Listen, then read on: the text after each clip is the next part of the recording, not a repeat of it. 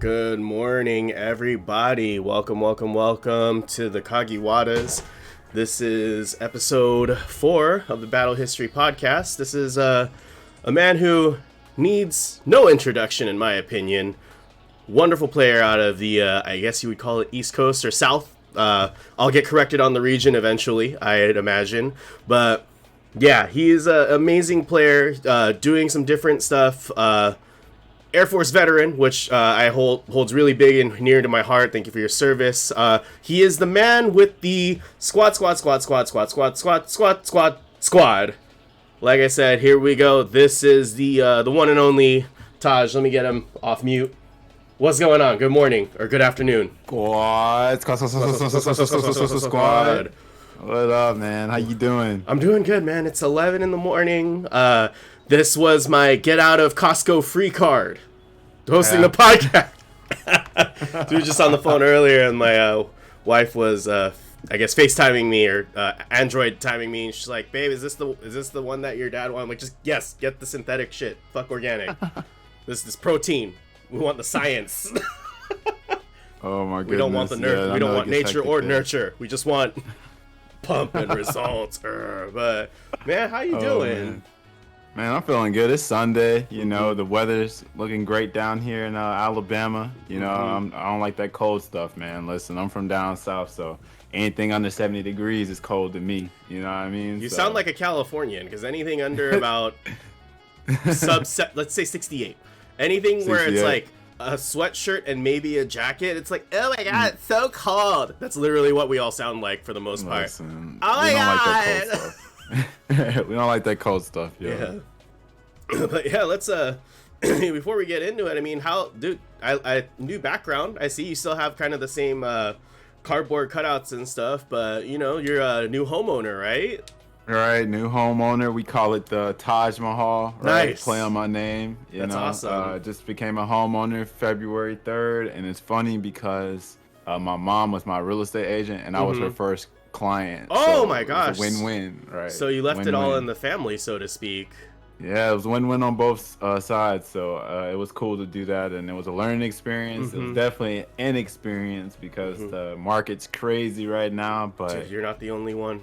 You're not the only one with that. Right. Freaking, it sucks. It sucks. But let's not talk about what sucks. Let's talk about what's positive, right? So, so that almost kind of helps. That's almost like a help for your mom too, because you have like the social media following, the Twitch, and you know, if there are people in your local, you know, that are saying like, oh shit, maybe, you know, because not every, like, I love how some people are like, oh, what, you like work for a company, when you're like, yeah, I play fighting games semi-competitively. They all think we're kind of like a bunch of fucking chumps and shit. I'm like, like we out here, we're all bosses, out here man. being We're successful, man. We all trying to do what's good, right? You know? Right, because we're trying to continue to do our hobby while sustaining ourselves, so we can continue to do our hobby, right? Exactly. Like, that's the whole goal of it. So, yeah, man, it's like it's a good experience, and I like that everybody's just making moves, really.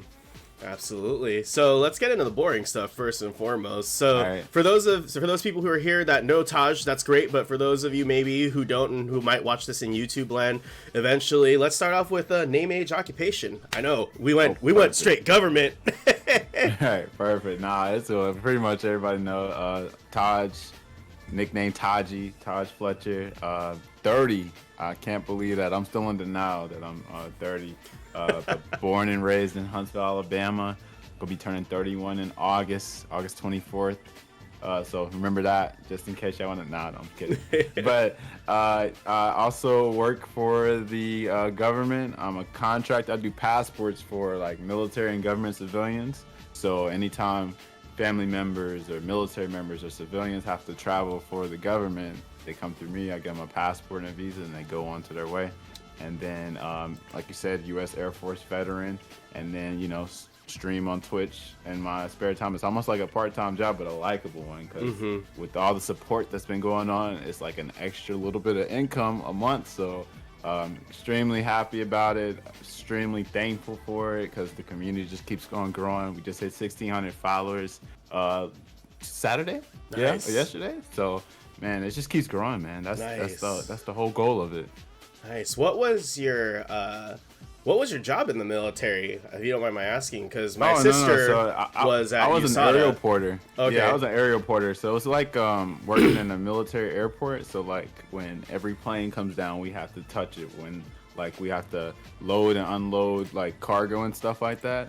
To go to other countries. That's what we did. So I did that a lot in Kuwait for 6 months. Actually, it was, you talking about hot, like 130 degrees.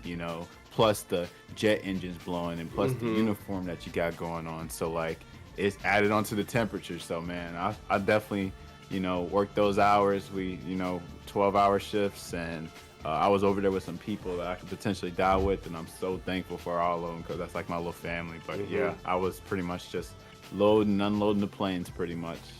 Yeah, because that's definitely a different experience when you get out there. I mean, yes, that's your job, but also there is that risk. I saw, because one of your Facebook profile pictures, you on a tank looking like hip hop, the hip hop pose, Squad pose. Yeah, and that's crazy. I mean, just to kind of relay like a similar, not experience that I've lived, but like with my sister, what at the height of the Bush administration, when the war with the war on terror was happening, she was in Afghanistan for like 6 months. So I see pictures of her. She's like a little 5'2" Asian girl, right? Not little, but like short. Short with like what's the main firearm? Because I'm stupid. Like M16. They got an M16. Yeah, with an M16 and just like cheesing, like as if just like a little kid picture, and she's just cheesing, and that's crazy. I mean, those BDUs, I've tried one on.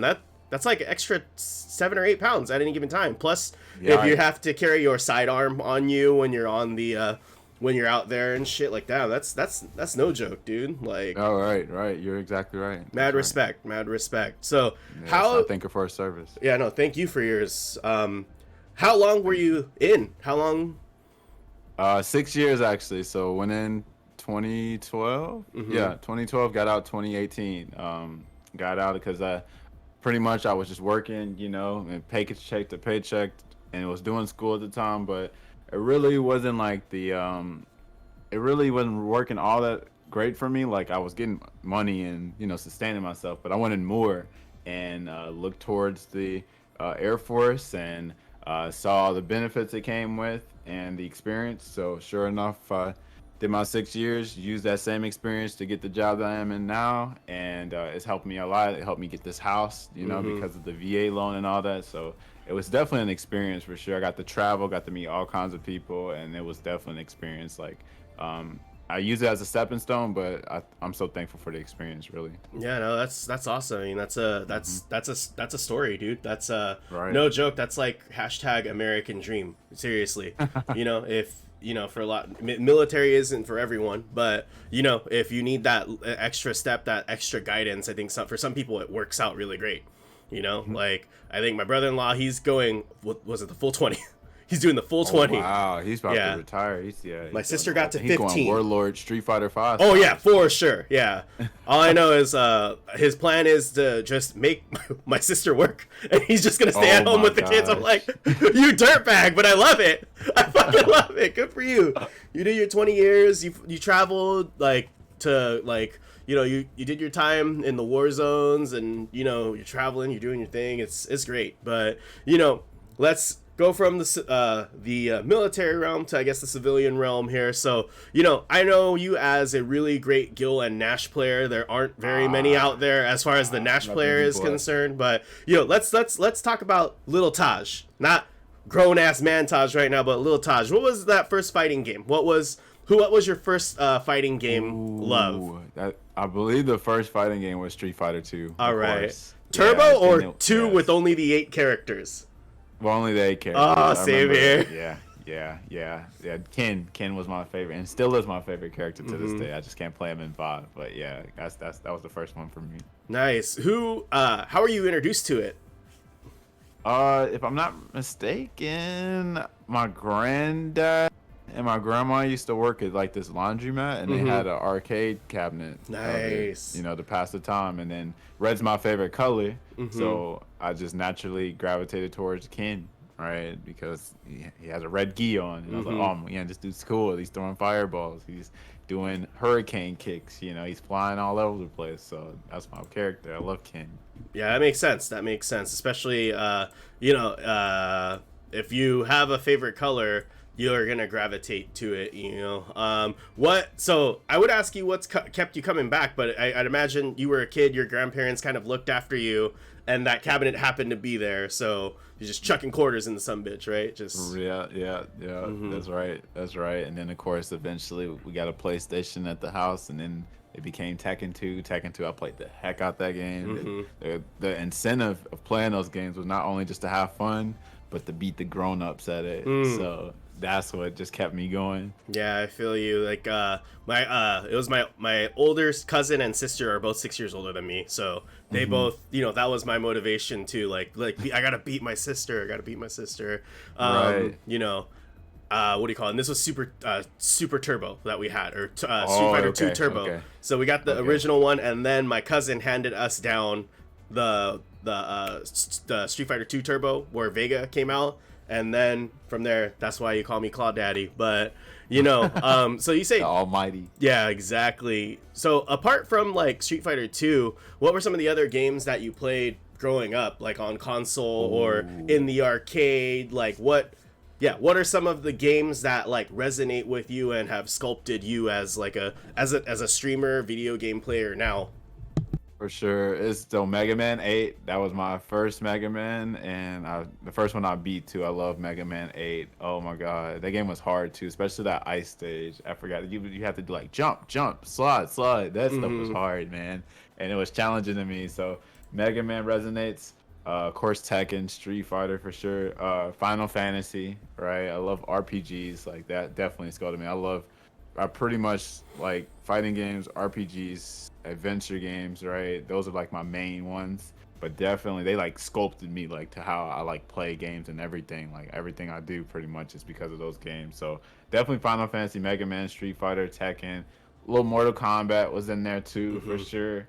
But I think those are the main games. That's awesome, man. So I mean, apart from those games that have sculpted you to be who you are, I'm gonna have to ask, and it's about the characters that are in the background of your thing. So be offended if you want, I don't really give a shit. What's up with JoJo's Bizarre Universe? I've never watched it. I don't like. Here's the thing. I get everyone doing this shit, and I'm like, no, that's the Vega thing. Like, what are you fucking doing? But tell me about it. What's the hype? I need a new anime. I watched all the shit. I watched most of the shit on Netflix. Like, what's with the cult following? And I should know this. I'm from the place that made it, but I don't know. So you see me look around here, and I'm very surprised I don't have like a manga volume with me right now. But I'm pretty much what we call my friend Gray. He's the one that came up with it, but I'm pretty much a Jehovah's Witness out here with this. Like, yo, sir, ma'am, you have time to talk about our Lord and Savior JoJo's Bizarre Adventure, bro? It's too good, man. Like, I'm not even gonna lie, like that thing really changed my life because prior to like conventions or I didn't go to anime conventions or nothing like that, and I didn't cosplay either. But no, I see a lot of that on the Instagram. Right, see, that's you seeing it now. I done did the research. I got to part 4. Oh my gosh, bro, you don't even know, man. Part 4, JoJo. As soon as I got done with that, I was like, I'm cosplaying Josuke. He's gonna be my favorite character. Like, real talk. I love Josuke. He's amazing. Joseph and Josuke, but man, it just influenced so much. Like, if you ever in your spare time look up JoJo and Street Fighter in like one Google search, you're gonna see, oh my god, all these characters were influenced by JoJo. Like Guile, Rose, Jury. I know Seth. The Hecaton Chris is the ora, the Joe. The Hecaton Chris, the hands. Right, for Seth hands. Yeah, Seth. Yeah, that came from the game, the Heritage for the Future game, the Capcom game, actually. So I'm telling you, dude, it influenced so much, so many games, so many other animes, mangas. It's so huge. Like, and I can't even like. It would have to be like another video that I could explain everything about JoJo. But please watch it, bro. Please. That might be a good idea to do a little cross promotion here. Just have you do the history of JoJo. Like, do the little the fucking the Please. classy violin, but Right, man. I really need you to watch it. It's too good. Bro. all right, It's I too will. good. Especially if you like music, you'll love it. You'll love Okay, it. I love music. Music is my shit. I was in marching band for 4 years, so Oh, okay. yeah. What instrument did you play? I played the trombone. I can still play the Nice. trombone. And my final year, I played the sousaphone, aka the tuba you wear. Oh, I see. Yeah, I see. you know. I see. So I remember used watching to play Drumline. It's like, it's a tuba thing, Oh, shawty. my I'm goodness. like, it's a tuba thing. I'm like, there's no such thing, bro. You have big lungs, and the Right. irony is like the tuba takes so much of your lung and diaphragm. And that time I was smoking about a pack a day, like my senior year of high school. Dang. And my band teacher is like, one, Michael, hide it better. Two, how do you do it? And I'm like, I don't know. I thought all the cool musicians smoked and shit. Look at Louis Armstrong or Ray Charles or fucking Miles Davis. What do they have? A cigarette in their fucking hand and the trumpet in the other. What the fuck? That's what you're supposed to do. Bruh, yeah, man, you give me flash. I used to be in band too, but not marching band. I played the alto and the tenor sax. Nice. I want to kind of pick that back up. The saxophone, bro. It's got them sexy ass tunes, bro. I love it. Gotta play Careless Whisper. Just not Of on course, Twitch. that's the number one. Otherwise you get Number one. DMCA'd, even though you're playing it, Bruh. they'll still hit you with that shit. But DMCA, man. yeah. Speaking of cons and stuff, like I know before the fucking world closed, I mean, what was the last con you went to? How far have you traveled for a con? What, like, is it an anime convention that you go to? Or is Oh, it my like, goodness. could you compare it to Evo? Like, tell me about it, because I've never been to an Right. anime con. Every time Right. I've wanted to go, the girl that I was with is like, oh, that shit's lame. And now I'm like, do I really want to spend all the the time? It's really not about the money, because we have it. But it's Right. it's literally about the time. Like, am I gonna enjoy it? Is my wife gonna have fun? Is it just gonna be like strange? Like, tell me about anime cons. I want to know. Man, so the last con I went to, it was 2020 actually. Yeah, it was KatsuCon. That's up in it was on Valentine's Day actually. Oh, okay. Yeah. It's up there at the Gaylord Resort Convention Hotel thing or whatever. That was my second time going, and then man, the conventions are so fun, dude, because first of all, like, it's really, to me, it's an escape from like the real world, because where I'm at, like in down south, like not too many people I could talk to the stuff that me and you like to talk about, right? And so like when I go there, it's like, oh man, there's other people that got the same like interests as me and same passions, whatever. And real talk, like, I mean, if you're of age, like, real talk, all it is just a damn big ass hangout spot with, you know, adults, right? We're drinking, we're eating, we're in costume, we're just joking, laughing, catching up with each other and stuff like that. It's just a really, it's similar to the fighting games, right? Like how we go to tournaments and, you know, we're just meeting all these people that we haven't seen in the longest. Like, we can only meet this 1 month out of the year. So Yeah. we're all like happy to see each other and stuff. But the furthest I'd have traveled to a con, you won't believe this, but it was in LA actually, Anime Expo. I don't know if you ever heard of that. Yeah. Right. So yeah, so Anime Expo, that's like the biggest con in the US, right? And the only reason why I went is because I was in costume for this con called MomoCom in Atlanta, and they're out of nowhere, this photographer, his name's Tremble. He saw me. He was like, "Yo, man, would you be interested in doing a photo shoot or whatever?" And you know, normally you charge for that, but he was like, "Man, I'm just trying to, like, you know, get my portfolio up, Yep. like free picture, whatever." So I've been there. I've been to that photos. point. Yeah, so Yeah. you know it. So we took photos, and he was like, "Man, you should really go to Anime Expo." And I was like, "Man, that's like in a couple months, and I didn't even plan for that." And I'm like, "I know that Anime Expo is expensive." He's like, "Listen, dude, if you go, I actually have a free ticket that you can go to or whatever." So, and I was like, "Okay, I gotta find a room in the hotel." So like, I had posted on social media that I was interested in going to Anime Expo, and then sure enough, one of my friends was like, "Yo, I got a room," and I was like, "Whoa, okay." And he's like, "Okay, you can just put in this little money or whatever." And then I was looking, I was like, "Okay, I can find a hotel or a flight." And then the big incentive, this goes back to the JoJo. For the first time in the U.S., they brought a JoJo escape room. And then they also said, we're going to premiere the first episode of the new season. I was like, I have to go. Fuck Like, that's yeah. 2 JoJo things. I have to. So sure enough, how about I go up there, and I brought my stands and stuff with me. I didn't know how they were going to work because, you know, I'm like, these things are kind of like oversized baggage. But sure enough, since I was military at the time, they count them as military bags, so they were free. Oh, hell yeah. $100 a piece. So sure enough, I flew up there. Everybody's like, "Oh man, we like your costume, we like your stands and all that." They had a little JoJo pose contest, right? I got nominated to go up there. I went up there and won the whole thing, which is crazy. They said, "Man, you came all the way from Alabama?" So it's just crazy because I wasn't even supposed to be there, but because I randomly met with that photographer at the time, I was there and got blessed with the win, bro. Hey man, sometimes that's how it be, you know? Like you just kind of do happenstance. Like, dude, meeting you was happenstance. Like I literally, when we first met that 2018, I didn't know shit about fighting games. All I knew was like, what? I didn't know that. Real talk. All I knew is I played Vega, and I like him. And if you hit crouch and heavy kick, you slide. That's literally. And then when I was playing Vega in Street Fighter 5, I was like, fuck, I'm holding down and up, nothing's happening.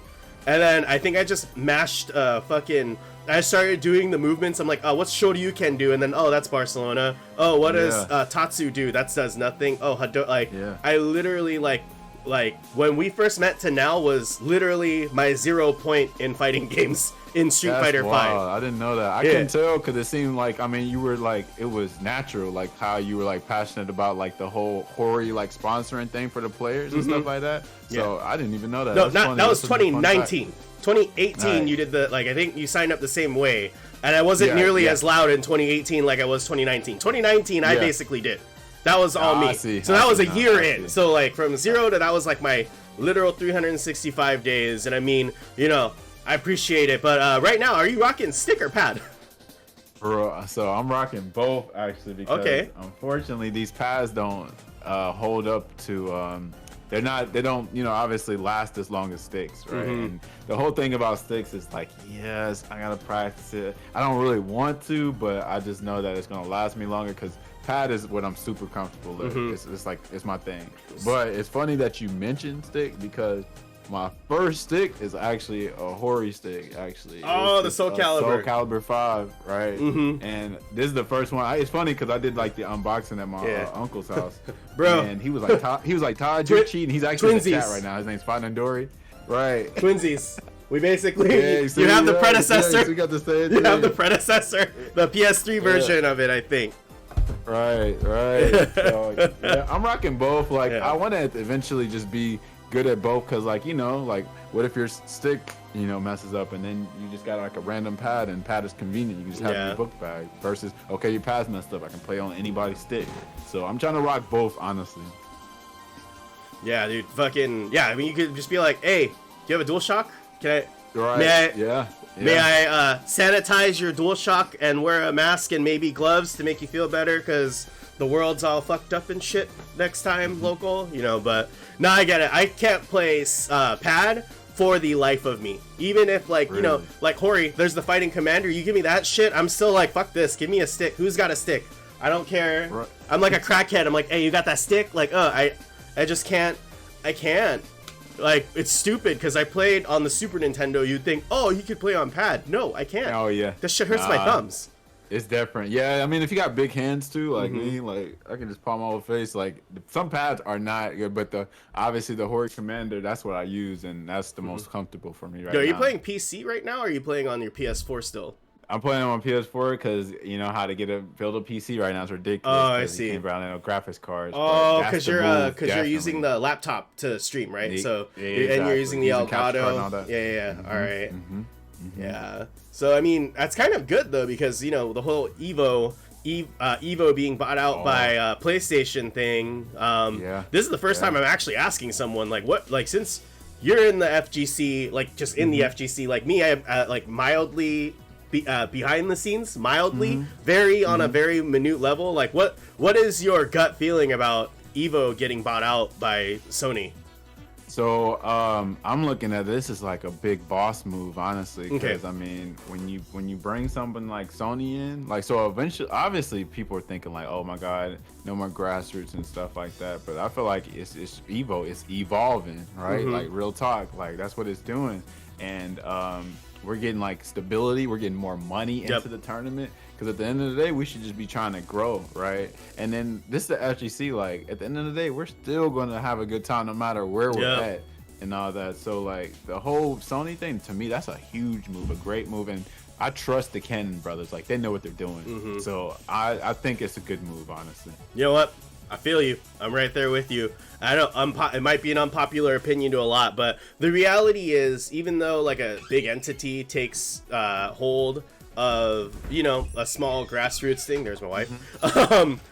It's only going to bring positivity, you know, and I think it's only going to bring positivity. You know, that means we just have to make more PlayStation peripherals now, but that's a completely different that's a completely different topic. But yeah, speaking of like you know, tournaments and all that jazz, what are kind of some of the tournaments that you loved traveling to and you look forward to traveling to once the world is back? Man, so first of all, I honestly like every tournament I go to just because I get to be around us, you know what I mean? But looking forward to KIT again. That was my last tournament, actually. That was 2020. I was in Tennessee. I was really looking forward to going to Combo Breaker 2020, but obviously they had to cancel it. But it was going to be my first one. I'd never been before, and then they canceled it. But CEO is always a great one. I always look on the CEO. Final round, that's like our down south tournament. So all of our homies go get together over there.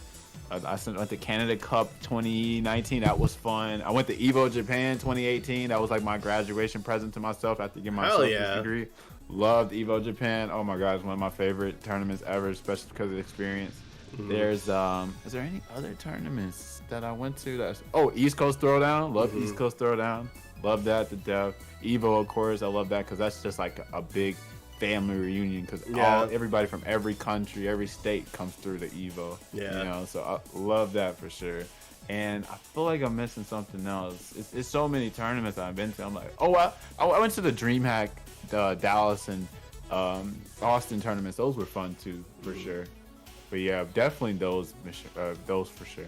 Yeah, man. I can't wait. 2020, before the world was gonna be like, get married, go to a major, go to a, for lack of a better word, minor. Because my wife was like, yeah, go for it. It's not like you're doing drugs or some shit. And I was like, oh my God, Kagiwada Zaibatsu, seal of approval.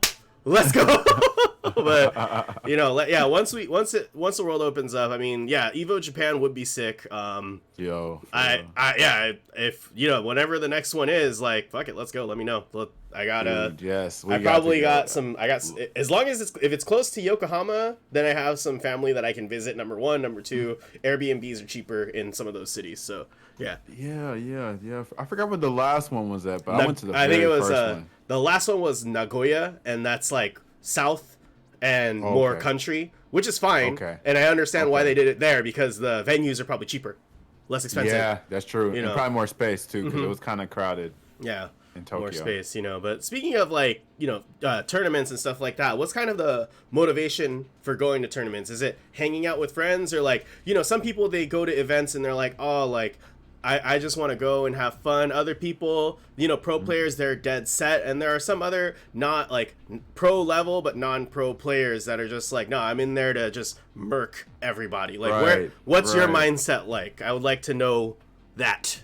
Okay, so first I want to address a common misconception about tournaments. Like, a lot of people feel like they don't want to go to a tournament because they feel that they have to be super good to be there. I'm like, it's totally not the case. Like, if anything, you'll level up from there. But you should want to go there for the experience. Like, a bunch of people be like, oh, I don't want to pay all this money to travel and stuff like that and just go 0-2. I'm like, man, that's not even the worst part about it. Like, I mean, that's not even like a really thing that you should look forward to. That's not even the tip of the iceberg. That's not even the tip of the iceberg. Right, dude. It's like, man, you gotta think it's the experience connecting with other folks, you know, like meeting everybody, probably seeing one of your favorite players in person, right? And just seeing that big tournament stage, seeing everybody get hype and all that, and then hitting up, you know, restaurants or drink, whatever you do, chill at the hotel and just play casuals, countless hours, all that, shop, whatever. But me personally, so when Street Fighter V first came out, because Street Fighter V is like my first actual competitive like fighting game, right? That I actually like traveled for and stuff. That I used to want to be like one of the best Nash players ever, and then once I saw like, oh my God, you got to do like a lot of work to do that. Like you have to put in countless hours in your lab. And I'm kind of lazy. I'm not gonna lie. I'm naturally lazy, so that's why I don't lab like crazy. But I do like know, like how to play the game. It's just I don't do what I'm supposed to do. It's like doing homework. You know what I mean? I just want to play. But so when I found out that like, okay, you got to do all this stuff to be a good player, I was like, okay, so what is my goal in the FGC? So I found out that like I just like being a part of the community. I want to be like a fighting game enthusiast. I want to be around the community. I want to be able to like, if I can help somebody in the community, push them in the right direction, I'll do that. And just represent, honestly. That's really what I do. But when I go to tournaments, I love seeing my people there. Anybody that, I play online or play offline, see, I want to chill out, hang with them. I want to talk, catch up with them, see how they're doing.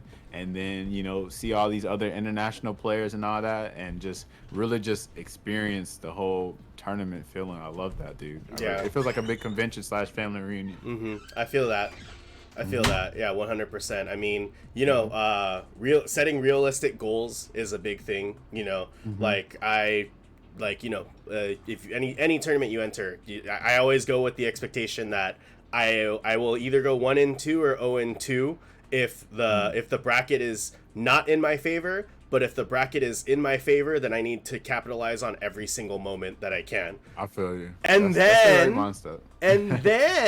have some beers with the boys. Right. Fucking whatever else. I mean, yeah, I miss shit, my stream is Christmasing. Oh, nope. Looks like we're good. Okay. And then it's like, especially when the majors were out, it was always like I always looked forward to seeing Sako-san and his wife. Oh, yes. First famous people I met in the FGC, nicest fucking people. I was always like, fuck, I want to see Akiki-san. I want to see Sako-san. Even though Sako-san, so nice. He was like, oh, that's like basically like, oh, Yeah, that's Sako for you. Yeah, but like, be an Akiki-san vibe. Yeah. Oh man, they're so nice, man. Yeah, it's good seeing them too. They're so humble. The Japanese are so humble. Almost like every international player I met though, so humble and nice because they're like, it's like they want to represent their country, right? And so they want to, invite people to come there and stuff like that. But yeah, super nice people, dude. I love them to death. Yeah, no, they're the best. So I guess, speaking of tournaments and stuff like that, you do your own tournament called, what is it, Secret Society, right? Where it's just Secret Society. That's just still the on the Illuminati. way. It's still in the works. On the way, right, okay, it's still on the way. Because I saw the tweet, and I was like, hold up. This dude's running tournaments and shit now? Yeah. I want to do that. Give me one sec, bro. No, don't do this to me. Hold on, we might have to... That's fine. Do your thing, bro. Now I'm gonna mute this, and we're.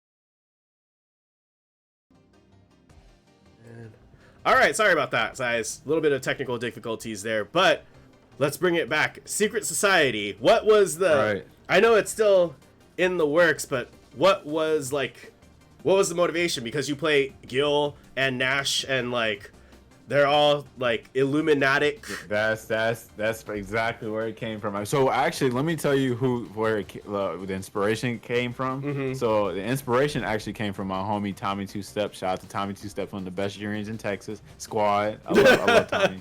That's my homie. But he had a tournament at first called Master of Mirrors, and it was just all Urians. Right? Oh yeah, like Master of Puppets. Yeah. Right. So he had Master of Mirrors, right? All number Urians.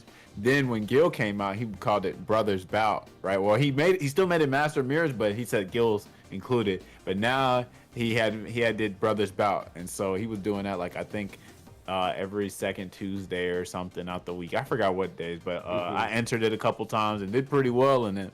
And so eventually he felt like he just didn't have enough time for it, and he felt like the support was kind of like dying down. So like he stopped doing it. So now all he does is do is like his third strike tournaments. So then I got to thinking, I'm like, man, I really like Brothers Battles tournaments, and I was like, you know what? How can we get more numbers? And then I was thinking about, okay, like Urian and Gil, they're brothers, they're in the Illuminati, right? And then Colleen is also in the society as well. Yeah, she's the assistant. Right, and then Colleen used parts from 11 and, you know, got like Gil and Urian's permission to resurrect Nash, and so he's Illuminati affiliated. So I was like, hold up, bro, we can like make a tournament out this. And now, you know, this was now when I was thinking about Secret Society, this is before they announced 11, so I was like, yo, we got to add 11 in there too, 'cause he's made by the Secret Society, so we're gonna add that eventually. But as soon as I get a PC, I want to do that, because obviously, you know, with streaming it, you want to have people that commentate, and you want them to watch the Discord stream, because you know how it lags with the PlayStation. So, bro, you want help? Yeah, we're jet streaming that stuff. Yeah, bro, you want help? I can help you out. Bro, hey, anybody's. Let's do it. For anybody. Let's do it. Yeah, let's talk. Let's talk about that in private. But the seed's been planted in public. Dude, let's do it. Hey, you're with us now, man. I'm down. I'm down. You're not even invited. You're already in a secret society. Yeah. Honestly, that's actually a good idea, because if you play a character that isn't what is that? Gil, Colleen, Nash, and Urian, right? And there's 40. You basically like have a 1 in 40 chance of getting your main. Right, exactly. Exactly. And those are better odds than Vegas. It's such a gamble, because then you might get like your worst character. So I feel like it's gonna be interesting for sure, because it'll be just fun. You know what I mean? A different theme to it too. Because we did like 11 night like on a stream where on one of my streams. I landed on Honda like twice. I was like, fuck, that's my boy. Honda's my dude. And both times I got 2-1. Skill 2, trigger 1. Now I played skill 1, I play 1-1, but I got 2-1. I'm like, what the fuck? This isn't even random anymore. Man, I wish they kind of did it, because obviously 11's like Street Fighter's versions of Tekken's Mokujin. Right? But you know, Mokujin would switch every round. Yeah, so the load time was slower when you play Mokujin. Yeah, right. So it would be cool if they did every round, but I see why. I think I see why they did it every game. But it's gonna be interesting. I could never play 11 though, because then that means I have to play. There's a one chance I have to play Dan, and I don't like Dan. Oh no, I know. So I know you have a very harsh feelings about Dan and Bison, right? Right. We talked a little bit about that. Cammy. Oh, Cammy. Oh my gosh. Laura too. That was like probably my most. So the funny thing is, I like joke a lot and just like bully Dan, but I actually don't mind him as a character. Yeah. I just didn't like that he's in Street Fighter 5, because I wish they would have just put some more interesting characters in. Like, obviously we got Akira, Rose, or Akira, Rose, and Oro, and then a mystery character coming in. Dan is literally the most least interesting out of all that. You know what I mean? And then it's funny, because I feel like the hype died, because everybody claimed they were gonna be a Dan player, and now you barely see any Dan players. So there's that. But Bison, oh my god, I cannot stand that character. Like, two of my close friends are Bisons. Oh my gosh. He's such a strong character, and he just works with the whole meta. Like, you know, the meta is crush counters, the meta is take the throw, right? And he is doing all these heavies, chipping your life, make you accumulate all that white life, so when you take the throw, his throw does like 200 something damage, maybe 253, because he made you accumulate all that white life. I cannot stand that character. And then all his moves are just so good. Devil's Reverse, you know, EX Cycle Scissors or whatever. I can't stand that character. It's like fighting a heavyweight, you know? All they have to do is swing once, and you hear that crush counter, and you're like, oh, we're dying now. Plus on block crush counters at that. So there's like the risk is very little when you do that. You know, I can't stand that character. Yeah, all he could do is add. That's the joke we make. All Bison, he doesn't subtract, he only adds. Right. Plus. Exactly. Man, yeah, Bison's one of those characters, because like two of my close friends play him, and anytime like if you know we'll have battle lounges. It'll be friendly. If I play a Bison or the Bison that I'm talking about, Garrett MTXWRL, that's you. Right, I will turn into like Ric Flair and just like any good hit, I will like start cussing and be like, fuck you, fuck out of here, eat shit, like fuck. Any other character, no big deal. But fucking Bison, it's just, yeah, it's just one of those things, man. It's just one of those things. So, you know, I did a deep dive on your Instagram, but right now it seems like you're still a free agent. If I'm like a free agent in the sphere of relationship stuff. Oh yeah, single. Yeah. The forever bachelor. The free agency. I mean, yeah. You got your own house. You got, you know, your career. You got your, you know, your, what is it? Your side income with Twitch. I mean, like, where the ladies at? Ladies. That's a good question. Look at this beautiful man. We gotta hook you up, man. It don't even gotta be FGC. Just I'm just fucking with you because you're at that age where I'm sure your mom is like, oh, so when am I gonna see some Lil Tajhs and shit? And I'm married. And I hear that shit all the time, man. Shout out to Mama Dap out there. She's probably watching somewhere too, cause she be tuning into the streams, and that's the closest thing. She's like, yo, so you know, when's this? When's that? And you know, I'm 30, we'll be 31 in August, so you know that definitely lingers around, and I'm open to it now. I mean, before, when I was in school and military and stuff and involved and just working, I would always say like, yeah, I don't have enough time, but all that would just be is like, I just want to play some video games, right? Real talk, or watch some anime or something. That military is tough. At that point, right. Dating in the military is tough. I mean, I see my sister go through, you know, some ups and downs. I mean, luckily she found a keeper and everything's good, but it takes a while. Especially if you're both in the military. Like, military civilian, easier. Kind of easy because they're like, oh, look, I got all these benefits. What am I going to fucking leave for? Not to say that anyone dating someone in the military is taking it being advantageous or, like, opportunistic. I'm just saying it's transaction. It's a part of the transaction of being with someone in the military. Don't judge me. But, you know, it's tough. It's tough, but now it's definitely tough. You got your home, you're settled, but you're also like, you don't want like these hoes ain't loyal. You don't want like someone just like all up in there, all up in your shit, and like, ooh, baby, we should change this. Like, no, this is the JoJo stuff stays. Fuck out of here, right? I get it though. Right? No, you hitting all the notes, man. Real talk. It's tough. I will tell you this about military though. Military members definitely are traveling bachelors and bachelorettes because they go all these countries, all these places, and then they'd be like, oh, let me see what I can get into while I'm here. So it's definitely two sides to it for sure. I will tell you this though. Most of the things, I do have high standards. I'm not gonna lie. I'm picky with everything. I'm picky with my characters. Picky with what I eat. Picky what I watch, play, whatever, and stuff like that. And so like, since I'm like down here, like I was telling you, it's getting more diverse here. I'm glad it's getting more diverse. It's getting, you know, we're getting all kind of people here. But a lot of times, like when I would tell, you know, women about my hobbies, they're like, oh, you watch cartoons? Like, kind of like it's weird. Like, you get a little side out like that. And I'm like, yeah, that's when the conversation just kind of dies, right? But, you know, at this age, I'm like more open-minded. Like, I'm like to that point where you don't really have to be like interested in that stuff. You know, as long as you're open-minded to where I can show you stuff and you can show me stuff and we can like introduce each other into, you know, new things. That's cool. You know what I mean? That makes the relationship more dynamic and like less boring, because if both of y'all like the same stuff, then it really isn't anything new happening, right? But if y'all can like introduce each other to new stuff, then yeah, it's cool. It's pretty cool. Yeah, the opposites attract. I feel you, because my wife and I had this conversation like a while back, like before we got married. She's like, I don't think I can get married to someone who's in the medical field, because then you'd be talking about the same shit all the time. Right. You know what I'm saying? And like it is a stark contrast, because I'm like, you're like, you see me and you're like, oh, he's just some dickhead who's like having fun. He works for a great company, video gaming.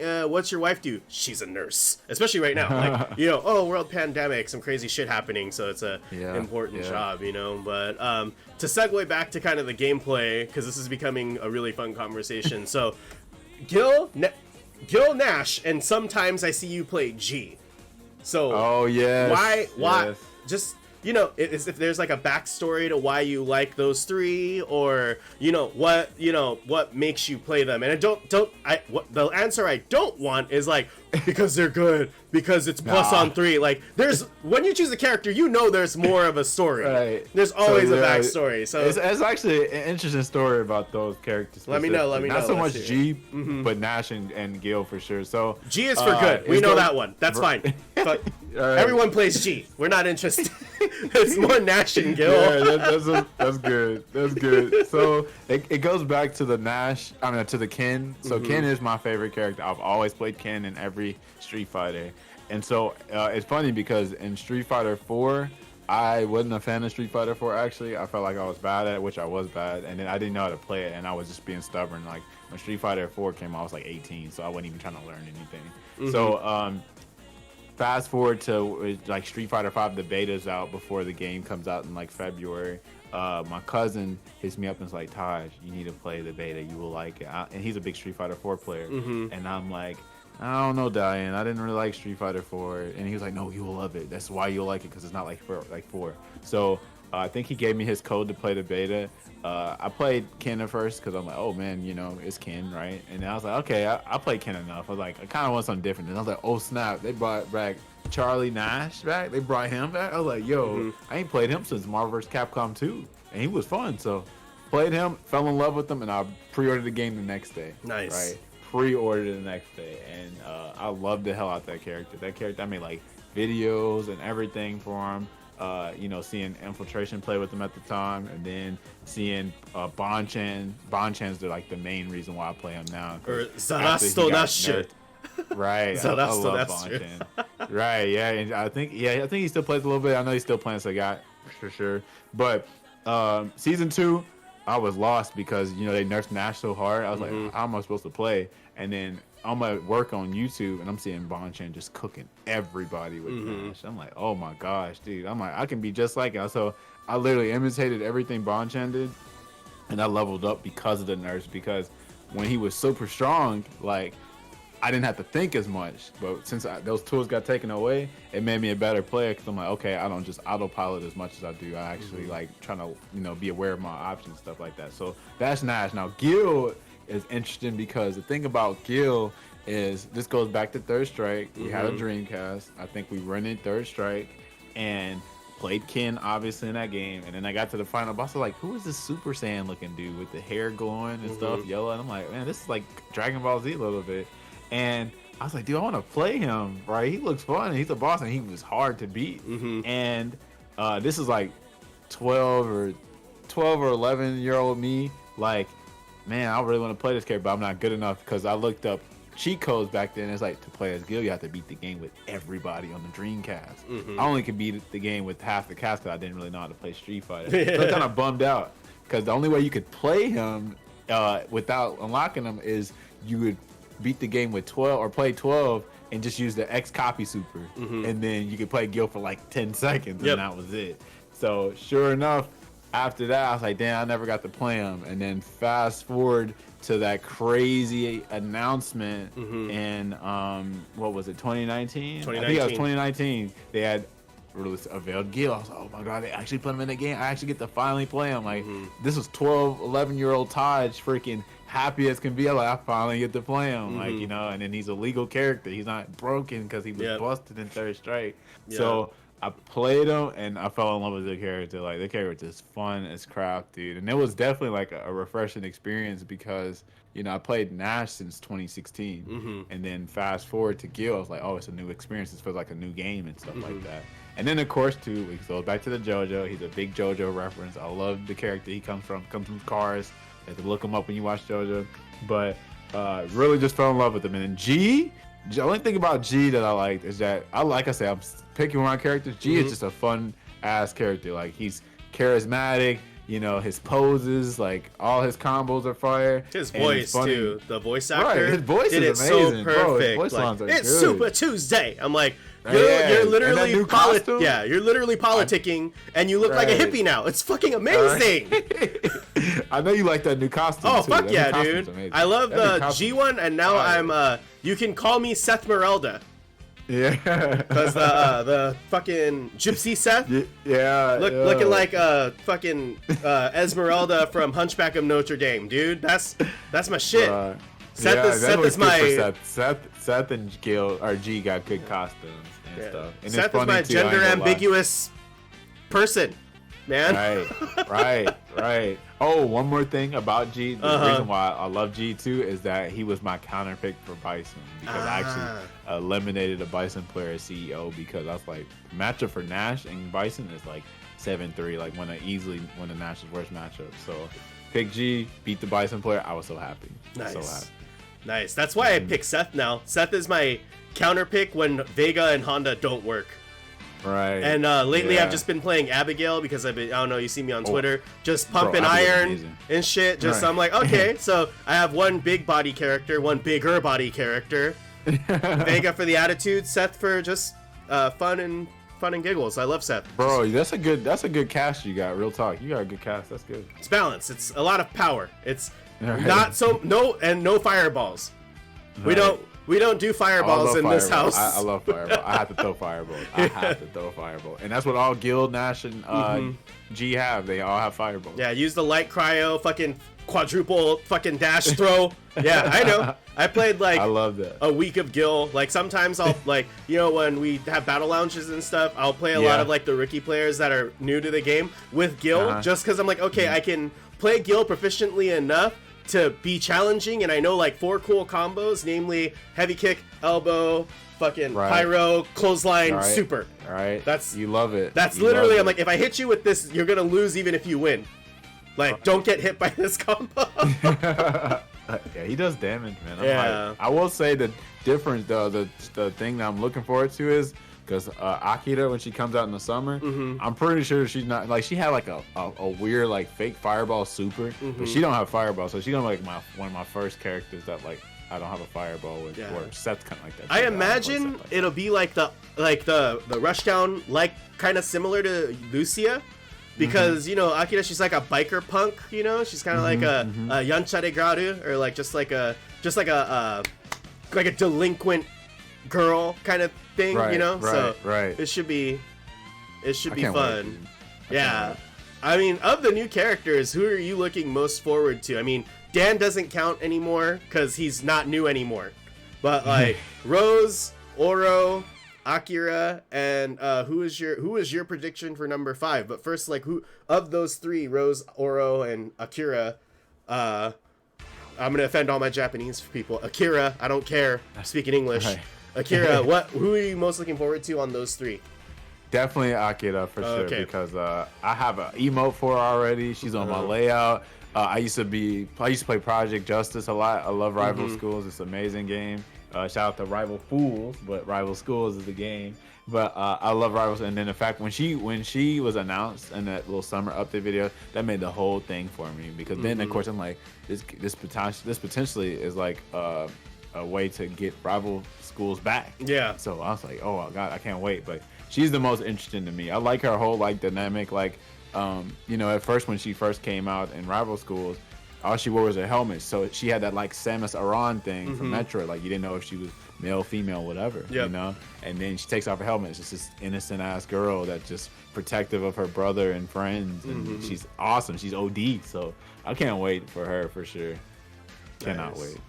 And on the wish list of last character, who is on your wish list? I've said mine in public already, but I don't know if you've heard it. But you tell me yours, and then we'll compare and contrast. Okay, yeah. So, honestly, the reason why I can't predict, I can somewhat predict, but I kind of feel like I already know what it's going to be. So, as far as Capcom goes, I feel like it's not a returning character, because by then they would have like revealed like some kind of character art because they own that character. I feel like it's a brand new character, right?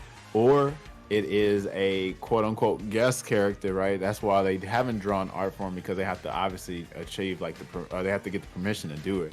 But when I say guest character, I feel like the only character it could potentially be is a Fexo character, a Fighting EX Slayer character, because of the Fighting EX Slayer costumes that we have in the game. I'm like, whoa. So if that's the case, I mean, I wouldn't mind seeing Volcano Rosso or somebody from Fexel or anything like that. A lot of people are speculating Tekken and KOF.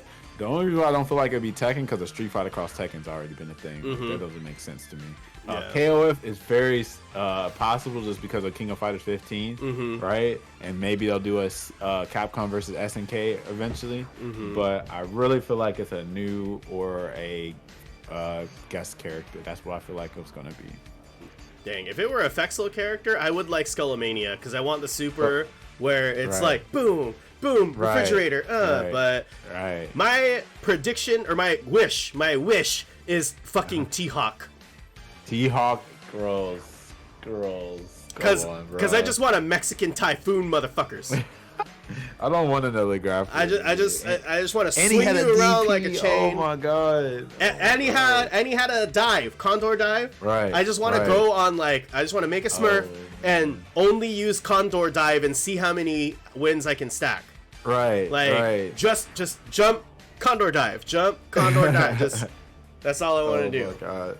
You know what? I forgot to mention one thing though. Sure. I think another character it could potentially be is a character from another Capcom game like they did with Rival Schools. So it could potentially be a Darkstalkers character or what's another Capcom game? You know what would be goofy? I just speculated this on Twitter not too long ago. But what if it's V from Devil May Cry, right? Like V, right? Because they have every other Devil May Cry costume. They have what is it? Olivia, I think her name is. I forgot. And then Nero and Dante and Virgil, but they don't have V.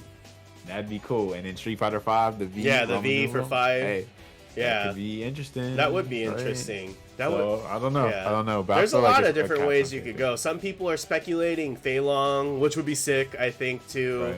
Right. All I'm saying is, whatever the new producer that's not Ono-san, T-Hawk, let's make it happen. Girls, Nakayama-san, please don't look at this. Don't look at this. Don't Erufuerte. Or Bros, what are these trash ass opinion choices, guys? Because I play Vega. He's he's the most slept on character in the cast, I think. Because some people utilize him very well. I guess I'm just trying to be like Infiltration breaking Hakan out on the big stage. That would be hilarious too. They bring back Hakan, V-Skill, Oil. Yeah, let's do it. I'm just kidding. No. But it's coming up to the I guess I want to call it the end, but the close here. So I always like to do something fun at the end. Okay. I've done Never Have I Ever. I've done like a Filipino themed whatever before. Okay. Who, Johnny? Yeah, Johnny was the Filipino. Yeah, we did Filipino foods. We did, but for you, okay, we're gonna fuck consensually, marry, or banish banish onto a deserted island because killing is against the law. So consensual fucking, marry, or banish to an island. Basically, fuck, marry, kill. Yeah. That is a good. And this is I'm glad you said that. That was definitely that caught me off guard, but I like that because then that makes you you can't fabricate anything. Yeah. It's so the first thing that come to mind. One of the times I dropped into your stream, you were playing Catherine. Oh my god, I love Catherine. That game's fun, dude. Have you ever played it? No, I mean the first one, and that shit. Right. I tried to do everything to calm the anxiety down, but when you have the timer, it's not like I love Tetris. I love puzzle games. But at least Tetris, it's it's 4 dimensions. It's up, down, left, right, and addition. Catherine is just too much of this, and there's just too much going on. I tried to smoke weed and play Catherine, and it was bad because I was just laughing. Died, stupid ass. Tried alcohol in Catherine. It made the anxiety worse. I couldn't. I had a a friend who's a YouTuber. His name is The Completionist. And he said his whole thing on YouTube is to complete games from easiest mode to extremely hard mode, and he said he couldn't sleep for a week because of the anxiety. So after hearing that, I tried playing it, and I was just on the normal mode. I'm like, what the fuck am I doing with my life? So I enjoy the game, but I never beat it. Straight up, I enjoy the game, but I never beat it.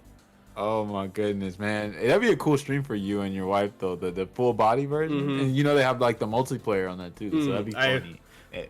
And it's got a new twist to it. The new full body got a new twist. So I think y'all would like that. So speaking of full body, consensual fucking, marriage, banish on an island. Your choices are Catherine with a C, Catherine with a K, and Rin. Okay. So you gotta fuck consensually. Actually, consensual one. Okay. Banish one on an island and marry one. Okay. All right. I think I know now. Actually, so I would have to say, fuck Catherine with a C. Consensual. Marry Rin. Right. Marry Rin. Banish Catherine with a K because she lied about the whole pregnancy thing or something like that. I don't like Catherine with a K. I don't like her. I don't like her. So she getting banished. Next. I can't stand Catherine with a K. But she's alright. So it's just not my cup of tea. So swipe left Catherine with a K. Swipe right Catherine with a C. Swipe up Rin. Right. Is that how Tinder works? Ren will treat you right. Ren will treat you right for sure. I wouldn't know. I haven't been on a dating app in 4 fucking years. That's just what I hear on the internet. Bro, I haven't been on dating. I don't even know how long it's been. It's been a while for me too, bro. It's been 1,000 years. Fuck, got cobwebs and shit. I don't mean to laugh, but you said it so funny. I had to, bro. Yeah, well... Shit, man. That was, well, I mean, that's basically the end of it, man. I had fun. I mean, before we head out, where can we find you? What's the social media? What's going on in the life of Taj? Squad. Hey, so everybody knows. Squad. Okay. So first of all, I try to keep everything the same. So it's literally my first name, Tajh, Tajh. That's Taj with a T. 256, right? That's Tajh256, everything. So Twitch, Twitter, Instagram. I think that's it. Yeah, that's pretty much it. Also, all my social medias. That's where they can find me at. I mean, I'm not hard to find. I'm probably like one of the only Tajhs 256 ever, so it shouldn't be that hard to find me on there. But dude, I'm still like grateful for like the opportunity, dude. I really appreciate it. Nah, man. I feel like what you're doing is definitely something really cool for the community. Thanks. For yourself as well, and for all the people that you highlight, man. Matter of fact, I got a question too. Like, what made you come up with this, actually? Joe Rogan Experience. Really? I watch a lot of the Joe Rogan Experience, and what I loved about it is, when you, like, I'm a big UFC fan, so every time I can watch, like, a Dustin Poirier or, like a UFC fighter kind of unveil the curtain a little bit, it's just kind of nice, because all you ever see when you're watching, like, fighting game streamer or whatever else, you're just seeing them play fighting games, right? And, they have a whole other life to them, but then in the podcast format, you don't have to show everything. You know what I'm saying? Right. Yeah, I showed off, like, oh, I got a new car on Twitter, but y'all don't know, like, really what else is around with my life. And I think it's nice to be able to find those common ground. Like, for example, with Johnny, it was, the fact that we're both Filipino-American. With Patricia, the fact that I want to know what it's like to be a woman in the FGC. King Rex, he's another really great streamer, and just, Right. And you're, like, we have that common thread where, like, you were an Air Force veteran. I have family that is also in the Air Force, but that's outside of just the fighting game part, because that's the common thread. We all have this common denominator, which is we all love playing fighting games, but what's the uncommon denominator? What's the thing that makes us tick? And where can we find more of those common denominators? Because at the end of the day, I mean, we may all be different, we all be living in different places, but we're all the same. We just want to play fighting games and become better at playing fighting games. And that's right. That's it, But yeah, that my motivation, or my inspiration rather, is Joe Rogan. I love the Joe Rogan podcast. That's cool, man. About some I like dumb that shit. You can do that. I love it. I like that you can draw inspiration from that, and I feel like all of us find something that draw inspiration that helps us keep moving and stay motivated. So I tell you what my mentor says all the time: keep on keeping on. Yep. Like whatever that motivates you and empowers you, keep doing that, dude. And I think you're doing a beautiful thing, bro. Thank you, man. You're definitely doing a beautiful thing. Thank you. I have a few other guests. It's just been hard to stack 4 or 3 people with varying schedules, plus the fucking time zone. I'm like, of course, the East Coast people I do it at like 9 or 10 in the morning. My wife's like, why are you up? I'm like, well, I got to get up at 6 to go pump iron. I'd come back here, take a shower, get my hair did right, put the makeup on. Just kidding, I don't put any makeup on. Gotta be pretty, bro. You know what I'm saying? And then get here in this chair and ask the questions. You know, ask the important questions like who you would consensually fuck, marry, or banish on an island. I'm doing it for you all, but you know, with that in mind, you know, I have a few viewers I'd like to forward it. Yes, I actually have for one of the first tournament I ran, the Con Clash, which was like a character specialist tournament. I did buy matting powder, like for all the commentators. Do, man. No, because they're like my buddy JD's like, is this necessary? I'm like, yeah, because if you sweat, you're gonna be shiny, and you bought a nice camera. Like, I used to work in production. I like just shut the fuck up and put the matting powder on. People don't know that self-care is the best care. Oh, yeah, for sure. Make yourself look good, bro. Yeah, I got my skincare routine on deck. You gotta make sure you gotta take care of your skin, face, appearance, all that shit. You know what I mean? Yeah, for sure. But is there anyone that you have a preference that I should raid? Since we're all here. Who is anybody streaming right here? Let me see if I can find somebody. Let's see. Blah blah blah blah blah blah. Okay, that person streaming. That person streaming. That person streaming. You tell me. It's guest choice. Oh, perfect. Okay. I got it now. I see. I would say Nell Bomb actually. How do I spell that? Nell Bomb is perfect. So Nell Bomb together. BOMB. Like regular spelling.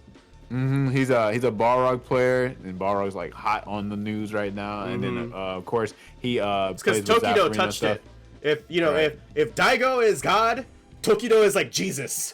Right. That's it. That's actually it. He's very close to Daigo. I love Tokido and Daigo. Loved him. Super nice dude too. Like when first Evo, like I knew of him. And like my coworker Logan was like, Tokido-san, he's a big white dude, 6 foot something, speaks Japanese better than I do. And Tokido gave him a 90 degree, like not a 45 degree, a 90.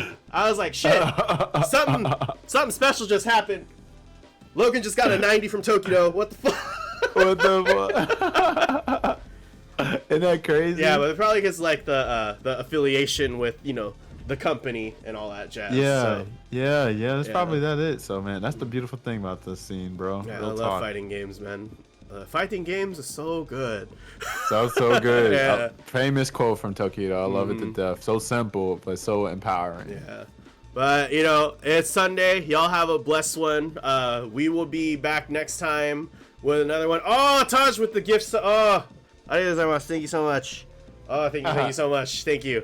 I very much appreciate it, man. But let's keep the positivity train rolling, and let's get you to Nell Bombs. Here we go. Hey, see y'all. See you guys later. Squad a million times. Here we go. And